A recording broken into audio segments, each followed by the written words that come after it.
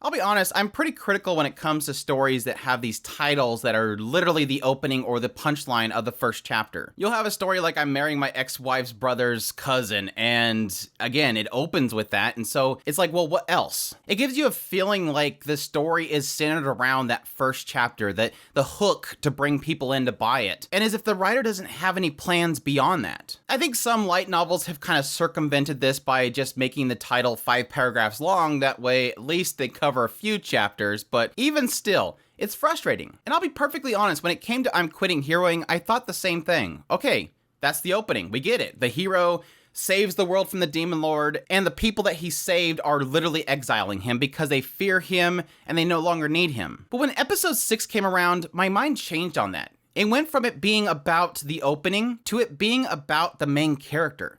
This title instills everything about the main character, and I really liked it. But with that said, I want to deep dive into this concept, or at least episode 6 in general. So if you have not watched up to episode 6 and you plan to, then no, this is full-on spoilers. But I think this is a really cool concept that people that have watched it, or people that never plan on watching it, might be interested to hear my thoughts on it. To be perfectly clear, I do like I'm Quitting Heroing. In general, I do like this show. It's a cool concept. The guy that gets rejected by the humans that he once saved, and now he's like, I guess I'll join the other side. They don't need me, I'll go to this side. And it turns into a cool concept. He has to gain the trust of each one of her generals in order for them to essentially talk her into letting him join. Because they don't like him.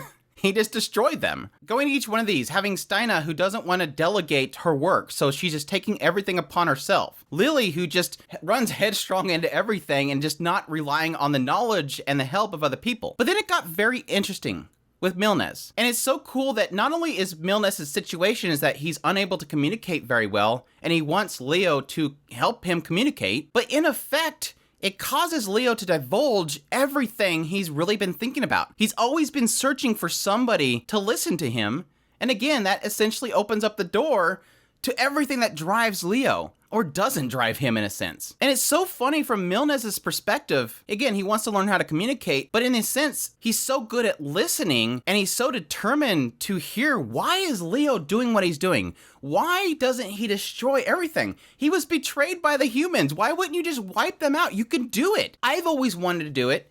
You have the power to do it. Why don't you do it? And in a sense, like I said, it opens up the door to Leo to pretty much divulge, like, this guy's being serious. He wants to know why I'm thinking the way I am. Why am I doing this? And again, it creates an opening for the title itself to be the character itself. Why did you quit heroing? And why weren't you angry at them? Why aren't you angry? I mean, most of us, in the perspective of the first episode, when you see Leo and he's done all this stuff and he's lived his entire life to saving humans, and then the moment he comes back, they're saying he's a monster, he's dangerous, get rid of him. It's like the ultimate betrayal. Could you imagine everybody in society rejecting you and pushing you out? And again, Milnes doesn't understand that. Like, why aren't you angry? I was angry. I was forced into being an assassin, basically. I was a half demon, and everybody rejected me of being even human. And it's so funny that the moment that Leo starts talking, like he realizes that Milnes is serious. He starts talking, and he's trying to tell himself, like, why am I doing this? His subconscious is saying, stop, what are you doing? Why are you telling this dude all of your secrets? And yes, his secret is that he's from basically Tokyo, our modern times world, and at some point, demons showed up. They started taking over everything, and mankind needed to create something to fight back. And Leo was one of them. Leo is one of many that were created. They're like these living weapons that they created in order to fight back against the demons. And yes, that's a simple concept. We've done that plenty of times. Plenty of anime, plenty of stories have covered the idea of a human weapon. Designed, created, all for the one sake of fighting. But I like how it feels so human. It feels so natural. I feel I understand Leo. Like, I feel I understand his brokenness. The fact that that's all he's ever known. He had no other way of life. This is my life. I just continually seek out demons and protect humans. My only order is to protect humans. That's all I've ever known. I've never known anything else. And the fact that he was designed to be so much more durable and long-lasting versus all the other fighters and all the other heroes, all the other living weapons, he outlasted them all. He was the only one. And even though everything was reshaped, the world itself reshaped, technology destroyed, the world itself rubbles, he continued on his quest. That's all he was designed for. And that's where it got really cool, really interesting, that it adds so much more context to that first episode. Now, granted, honestly, in the first episode, I was really frustrated. Like, it opens up with him in modern times, and then boom, we're in fantasy world, and I'm thinking, okay, maybe he's just isekai and he forgot his past. No, he remembers it all. That's the thing that adds a little bit more of an impact to the situation. He remembers all of these thousands of years of him protecting people all the way to the point that they rejected him. And it was interesting because he's not angry, obviously. He told that to Milnes. He's not angry. And Milnes hates the fact that he's not angry. He's happy. He said there was nothing more warm than the words of "kill him. We don't need him. Get him out of here." That was a comforting thing to him. After 1,000 years of having to basically work for them, protect them, and essentially be a monster to them, finally, he was free. This was a release. And so, yes, it kind of negates the whole idea of I'm quitting heroing or Yusha Yamimasu. It's this idea that instead it's him being fired and him being able to do whatever he wants. He can join the Demon Lord's army. Why not? Because I can now do whatever I want. It's less of a middle finger to the humans. It's less of the humans won over me. It's less that I'm a product of their rejection, but more of a I'm now free to do what I want to do. And like I said, I think that's a really cool concept. It felt, the way that it was portrayed too equally, I think was really fantastic. The story, the way to lay this out, it being a product of having to essentially win over Milnes.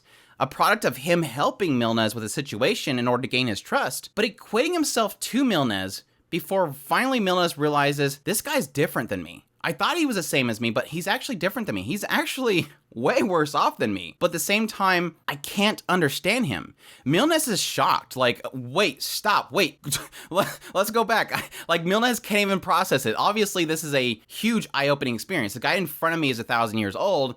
The guy in front of me has been fighting for humans for thousands of years, and at the same time, I can't understand him. I can no longer relate to this guy that's in front of me that I thought was exactly like me.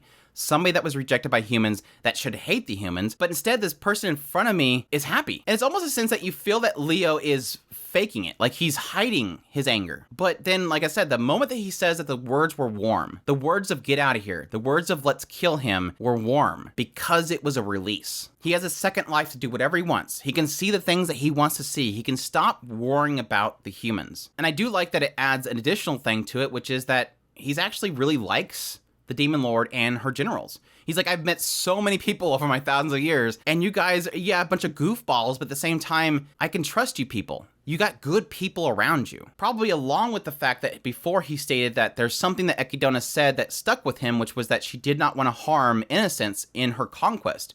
That there's something else that she wanted. She didn't want domination. There was something else. But additionally, it almost as if he knows who's surrounding her and that they're a lot better than what he's been dealing with so far. This is all Leo needed. He just needed somebody that wanted to earnestly listen to him. And to finally have that through Milnes was releasing to him. He finally was able to say what he wanted to say, which again, I thought was fantastic. And like I said, it technically opens the door to this being the driving force of Leo, more than just a title for the opening punchline, which I thought was absolutely fantastic. But I'd be curious to hear what you guys think of it. Do you guys agree, disagree? Did this kind of open Leo to be more than just a main character, just a possible isekai character? I thought it really made him an extremely dynamic character that has a lot more going for him than just being an overpowered isekai. I felt for him, honestly. I thought it was an extremely powerful scene. Like, episode 6 was probably one of the best episodes of a lot of the shows in the season. And I'm hoping beyond this point, it doesn't just flop. I got episode 7. It was a really decent episode. I liked how he basically messed with Edwald the way that he did. But like I said,